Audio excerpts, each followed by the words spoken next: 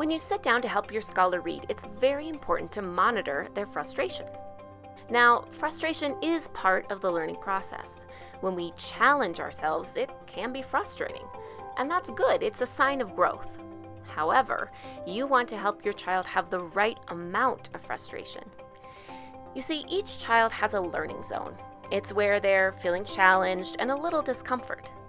But if frustration boils over, they will move into this red zone, stop learning, and start feeling angry, upset, and overly frustrated. You've probably seen this happen. So if you see your scholar's frustration starting to rise, what can you do? Ask a question. That's how we support Springboard scholars. Let's look at how you can use questions to help lower frustration. In this clip, the scholar's having trouble with the word Soothsayer, which is especially hard for someone missing his 2 front teeth. Watch what his father does. Yeah, that's a hard word. So let's see, what can we do to figure this out? It's a big word, so let's maybe chop it in half. What would this sound like? Sooth? Sooth. Yeah, this would like tooth. Sooth, and then sound this one out. Sayer? Sayer, yep. So all together it is Soothsayer? Soothsayer. Soothsayer. That's our Soothsayer. Soothsayer. All right. So try that whole sentence again and try to hit that word. But why are these things happening? asked the Soothsayer. When this father saw his son was frustrated and leaving the learning zone, he knew it was time for some adult support. Asking questions is very important when reading with children, so he asked a question to coach his child. Because he had seen his child struggling, he quickly diffused the situation by modeling an answer to the question himself. Now, when kids are struggling, it's good to assure them that you understand what they are doing is not easy.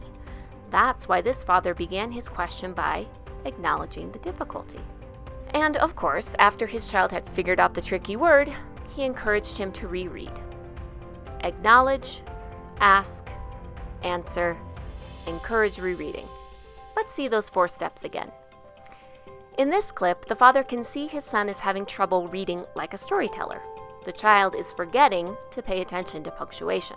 He said, so the old woman said, so we have to save it. And said Annie, she put... Wait, let's stop for a second. Okay, we have to look at the punctuation to know how to say these sentences. So, what is that right there? A question mark? Question mark. Okay. So, how would you say the word so like a question? So? So, exactly. So, the old woman said. And then this has what kind of mark here? Exclamation. Exclamation point. Okay, so what does that mean? If something is it's important, rather right? important. Yeah, it's loud. So she would say, and he says, so we have to save it, right? So we have to save it. So we have to save it. All right, so let's try that again. Right in this town, he said, so the old woman... Acknowledge, ask, answer, encourage rereading. You may want to write these words on a sticky note and place it in whatever book you're reading. That way you'll have a plan to help your child when you see some signs of frustration. This is a constant cycle in reading, helping and backing off, as you help your scholar hover between their learning zone and their overly frustrated zone. By going through this simple process, acknowledge, ask, answer, and encourage rereading, you can diffuse frustration and help your child have a positive reading experience.